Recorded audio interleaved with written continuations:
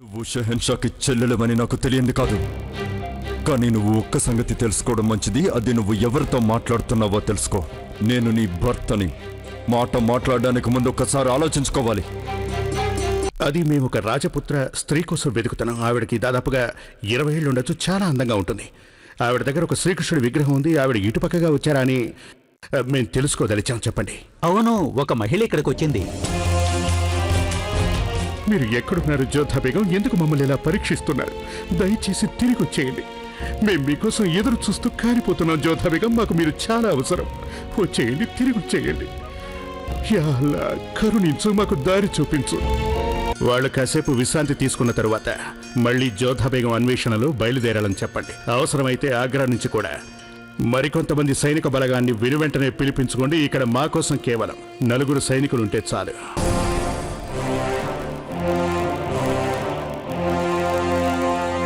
నువ్వెవరి కోసమో నువ్వు నిట్టేర్పులు విడుస్తున్నావు. ఎవరిని పిలుస్తున్నట్టుంది. నీ హృదయ స్పందన ఇంకెవరితోనో ముడిపడుంది. నిజమే కదూ? ఇక చిన్న చిన్న చిన్న చిన్న ముక్కలు, హృదయం పగిలిన ముక్కలు గుచ్చుకుంటున్నాయి కదూ? నీకెన్నెన్నో సంగతులు తెలుసు. నీ ప్రేయణి నువ్వు గాని కోల్పోయావా? నా ప్రియుడు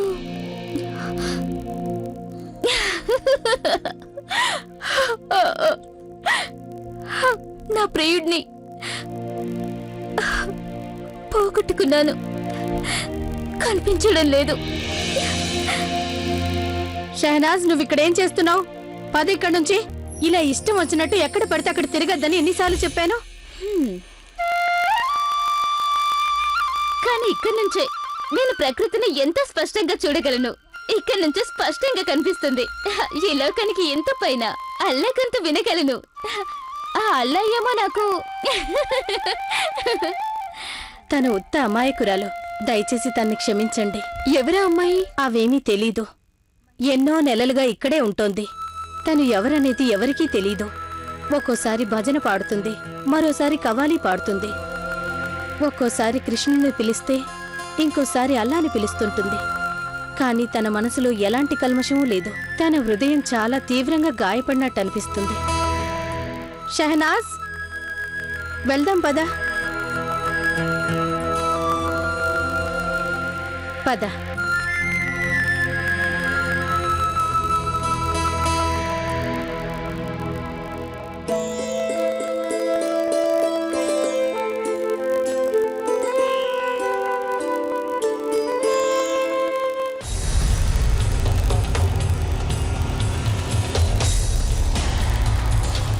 ప్రతిసారి నువ్వు ఆలస్యంగా ఎందుకు వస్తున్నావు షరీఫుద్దీన్? మరి నేను ఎప్పుడు కలిసినా నువ్వు ఇలా చీకట్లోనే దాక్కుని ఉంటావు ఎందుకు? ఎందుకంటే నీలాంటి దద్దములైన సహచరులైనందువల్ల ఎటు చూసినా చీకటి కనిపిస్తోంది. జలాల్ ఆమేర్ వెళ్లిన సమాచారం నాకెందుకు తెలియజేయలేదు? ఎందుకంటే దానివల్ల ఎలాంటి లాభం లేదు గనక. తన వెంట ఒక పెద్ద సైనిక బలం కూడా వెళ్ళింది. నేను జలాల్ని చంపడానికి నా శాయశక్తుల ప్రయత్నించాను, కానీ తను తప్పించుకున్నాడు. దానికి ఆ రాజపుత్రుడు సుజామలే కారణం. ఇలా నిన్ను పదే పదే కలవాలని నువ్వు పిలిపించినందువల్ల సుజామల్కి తెలిసిపోయింది. మహల్లోని ఎవరో నీతో చేతులు కలిపాడని అతను జలాల్తో చెప్పేశాడు. అర్థమైందా? ఇదంతా చూస్తుంటే నేను జలాల్కి పట్టుబడిపోతానని భయంగా ఉంది. నువ్వు ఒకటి మర్చిపోతున్నావు షరీఫుద్దీన్. నిర్ణయించవలసింది నేనొక్కండే. దాన్ని అమలు చేయటం మాత్రమే నీ పని. జలాల్ ఆమేర్ వెళ్లిన సంగతి నాకెందుకు తెలియజేయలేదు? ఎందుకంటే పదే పదే మహల్ నుంచి బయటకు వస్తుంటే నా మీద అనుమానం వస్తుంది కనుక. పైగా నీకు తెలియజేసేటంత వ్యవధి కూడా లేదు. నేను అదను చూసుకుని జలాల్ మీద దాడి చేయడమే మంచిదనుకున్నాను. ఎప్పటిలాగే విఫలమైపోతూ వచ్చావు, అంతేగా? కొంచెం ఓర్పు వహించండి అబుల్ మలీ సాబ్. త్వరలోనే అన్నీ చక్కబడిపోతాయి. నేనిక ఆగలేను. ఇంకా ఇలాగే ఎదురు చూస్తూ ఉండలేను. నేను అత్యంత త్వరగా జలాల్ నా దారికి అడ్డు తొలగించుకోవాలి. ఎక్కడున్నాడిప్పుడు? ఎక్కడున్నాడో నేను ఖచ్చితంగా చెప్పలేను.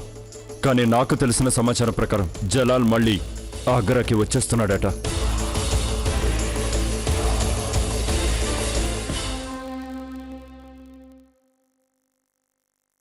మహాలక్ష్మి, నీ దగ్గరున్న శ్రీకృష్ణుడి విగ్రహం చాలా ముద్దుగా ఉంది. కృష్ణుడి ప్రతి విగ్రహం ముద్దుగానే ఉంటుంది. నువ్వు ఎక్కడ కొన్నావు దీన్ని? మా నాన్నగారి దగ్గరుండేది. వారి దగ్గరే తీసుకున్నాను. అప్పటి నుంచి ఈ విగ్రహం నా దగ్గరే ఉంది. దీన్ని నేను మా అత్తారింటికి. నుదుటిన కుంకుమ చెప్తోంది నీకు పెళ్ళయింది అని. మరి నీ భర్త ఎక్కడున్నారు? వారు తమ పనుల్లో నిమగ్నమై ఉన్నారు. వేరే ఊరికి వెళ్లారు. అందుకే నేను ఇక్కడ దైవ దర్శనం కోసం వచ్చాను. కానీ ఈ విగ్రహంతో వచ్చావేంటి? నాకేం అర్థం కావడం లేదు. ఎవరైనా దర్శనానికి ఇంట్లో ఉన్న విగ్రహాన్ని చేతిలో పట్టుకొని వస్తారా? భర్తతో గొడవైనందువల్ల ఇంట్లో నుంచి వచ్చేసుంటుంది. తన వ్యక్తిగత విషయాల్లో మనమెందుకు తలదూచడం? ఇక మనం బయలుదేరాలి. భోజనానికి వేళయింది. నువ్వు కూడా మాతో రా లక్ష్మి. అలాగే.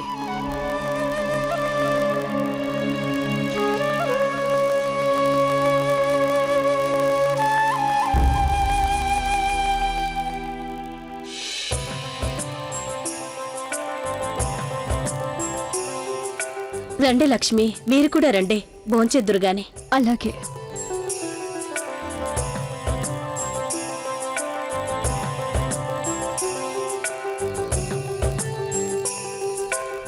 నేను భోజనం వడ్డిస్తాను. వదిలేండి, నేను స్వయంగా వడ్డించుకుంటాను. ఇప్పుడే వస్తాను. షహనాజ్, పద భోజనం చేద్దువు గాని. ఎందుకు మీరు మీ సమయాన్ని వ్యర్థం చేసుకుంటున్నారు? తనకిష్టం లేదంటే తనేం తినదు. తనకిష్టమైతే ఏమైనా తినేస్తుంది. ఎవరూ ప్రేమగా తనని బలవంత పెట్టుండరు.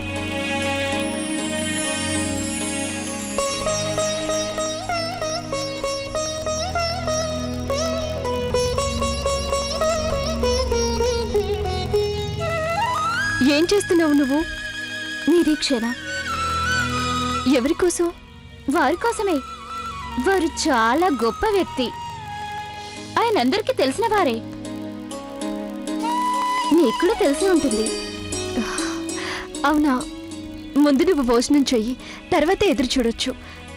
నిన్న రాత్రి నుంచి నువ్వేమీ తినలేదని నాకు తెలుసు.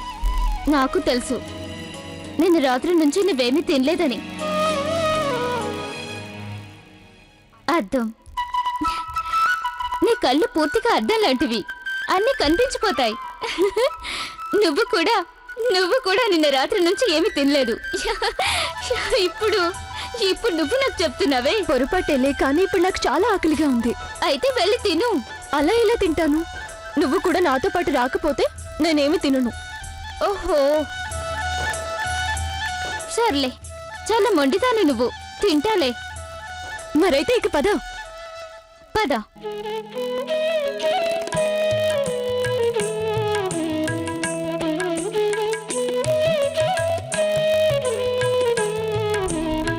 నువ్వు కూర్చొని నీకోసం భోజనం వడ్డించి తీసుకొస్తాను.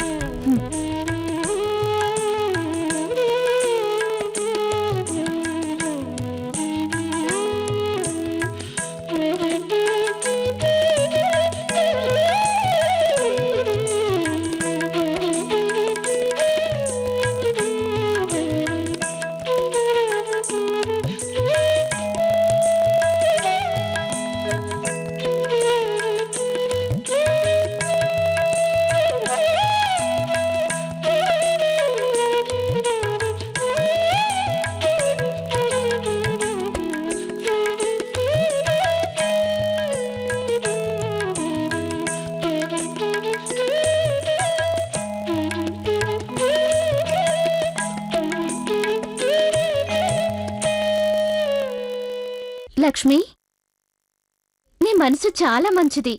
పైవాన్ని ప్రార్థిస్తాను. నీ కష్టాలన్నీ తొలగించమని కోరుతాను. ఇది భగవంతుడుండే చోటు. ఇక్కడ ఎలాంటి కష్టాలైనా తొలగిపోతాయి.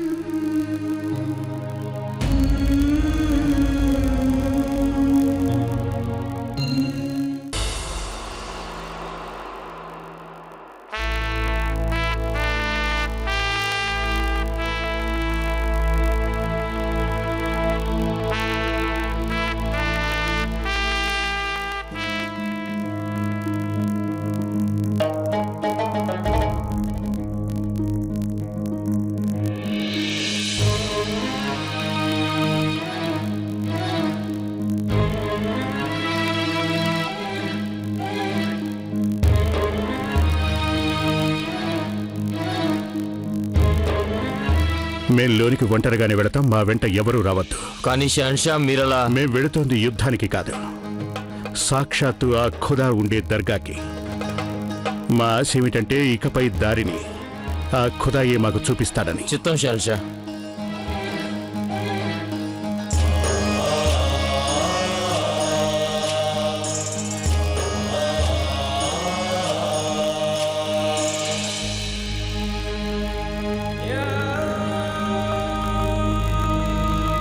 ఒకసారి మేము నీ చెంతకు వచ్చాం.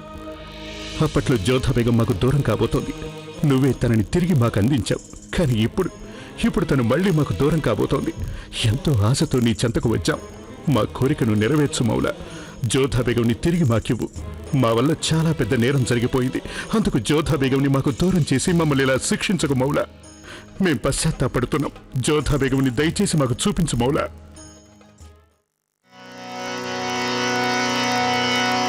ख्वाजा जी ख्वाजा ख्वाजा जी ख्वाजा जी ख्वाजा जी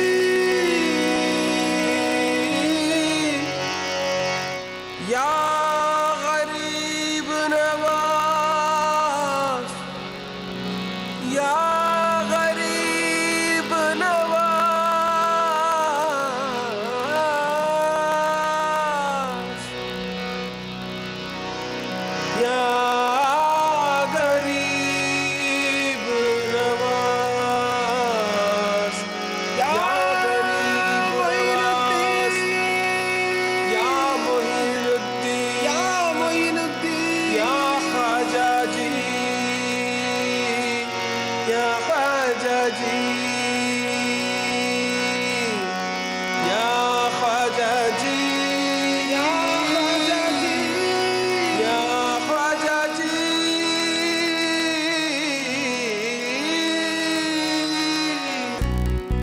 ख्वाजा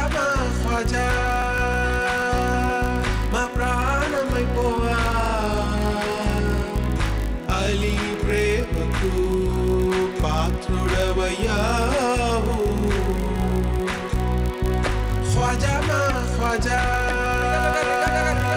మా ప్రాణమైపోవా అలీ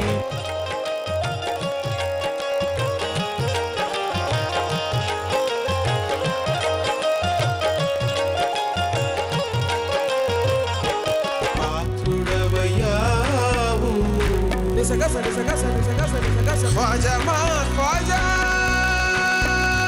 మా ప్రాణమైపోవా ख्वाजा ख्वाजा మా ప్రాణమైపోవా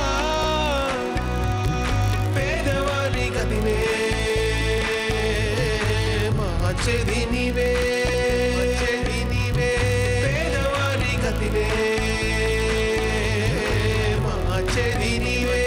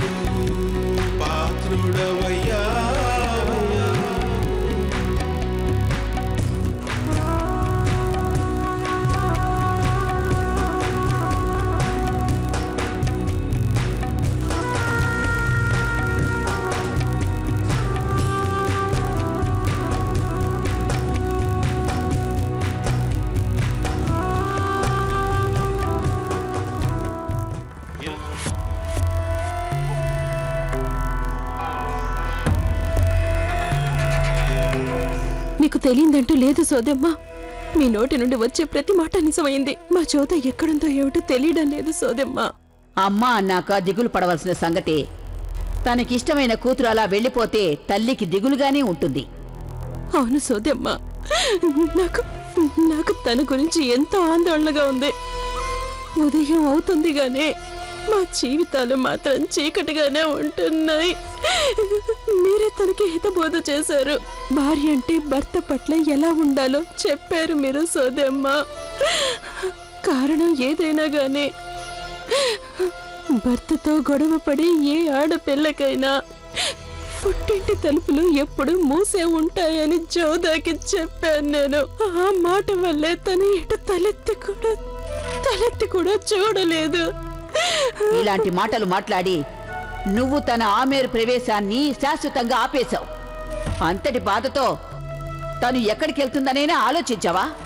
మైనావతి తను నీ కన్న కూతురు.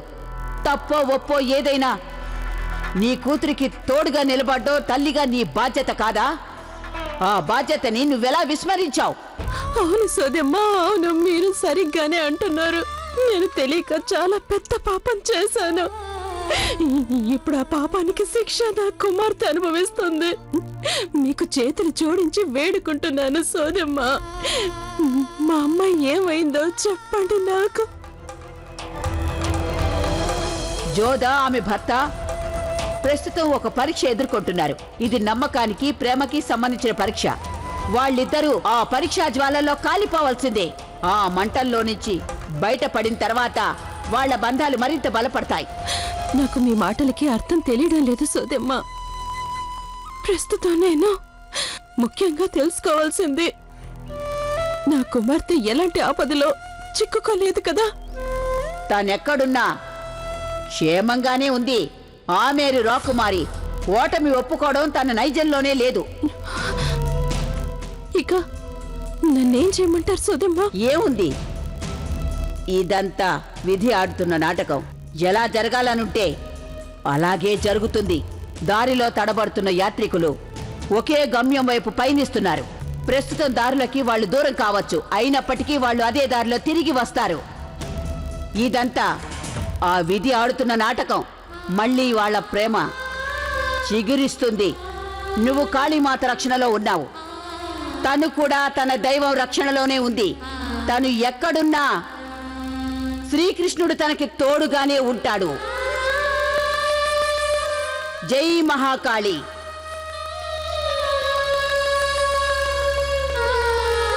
జై మహాకాళి.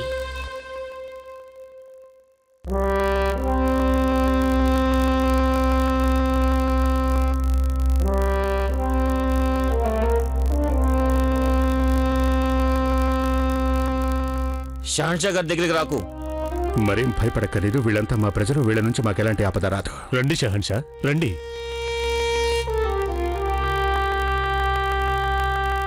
వద్దు, శుక్రియా. అసలు మేము ఎంత దూరం ఎందుకు వచ్చామేంటో మీకు తెలుసా? రండి, భయపడకండి, దగ్గరికి రండి.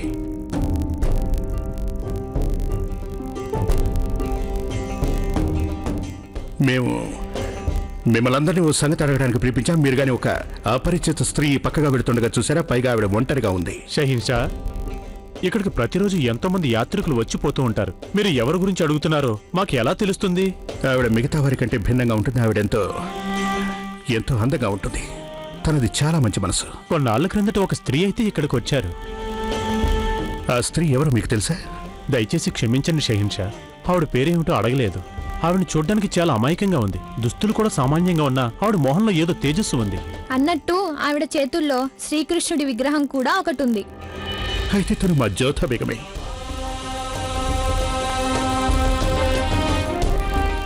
ఎటువైపు వెళ్ళింది తను? మీరంతా మౌనం వహించారు ఎందుకు? మాకు మీ సహాయం చాలా అవసరం. దయచేసి చెప్పండి, ఎటువైపు వెళ్ళింది? షహీన్షా, ఆవిడ మొర్నాడు ఉదయం లేవగానే ఎవరికీ ఏమీ చెప్పకుండా వెళ్ళిపోయింది. ఎటు వెళ్ళిందో మేము ఎవరూ చూడలేదు. ఇక్కడి నుంచి ఎక్కడికి వెళ్ళిపోయారు జ్యోత బేగం? ఎక్కడున్నారు? సర్లేండి, ఏదో చిన్న ఆశ కిరణం. మేము మిమ్మల్ని ఎలాగైనా కనుక్కుంటాం జ్యోత బేగం. మీరు చేసిన ఉపకారానికి శుక్రియా. ఇక మేము బయలుదేరి వెళ్ళాలి.